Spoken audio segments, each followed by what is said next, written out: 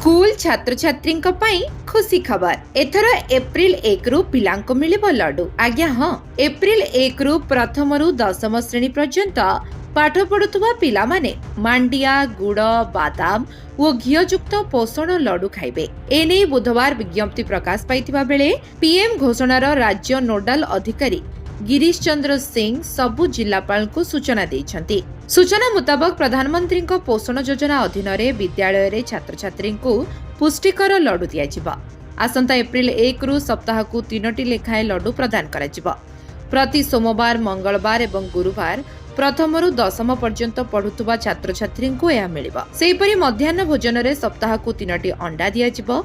एबे 2टी अंडा दिया जाउथुवा बेले 1 तारिख रु प्रति शुक्रवार अतिरिक्त गोटिए अंडा जोगाई देबाकू निष्पत्ति होइछि। एतद व्यतीत विद्यालय रे छात्र छात्री को दियाजिबाकू थिबा लड्डू पाचिका तथा सहायिका माने प्रस्तुत करिवे। प्रधानमंत्री पोषण अधीन रे अंतर्भुक्त सरकारी एवं सरकारी अनुदान प्राप्त विद्यालय रे पढ़ुवा प्रथम रु 10म पर्यंत छात्र छात्री को एही लड्डू मिलिबो।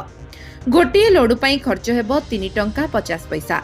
लड्डू सामग्री पई 3 टंका 24 पैसा एवं लड्डू प्रस्तुति खर्च 26 पैसा धार्य होइछि।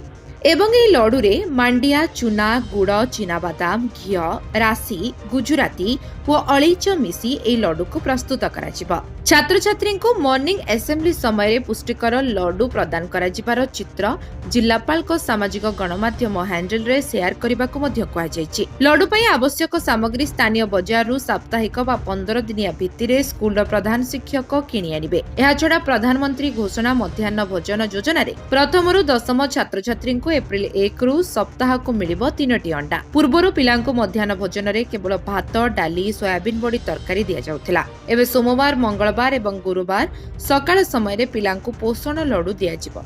एहा सहित बुधवार और शनिवार 2टी अंडा दिया जाउथुवा बेले एबे शुक्रवार गोटिए अतिरिक्त अंडा मिलिबो। एहा समस्त सरकारी एवं सरकारी अनुदान प्राप्त विद्यालय छात्र छात्री को एहा जोगाई दिया जिवो।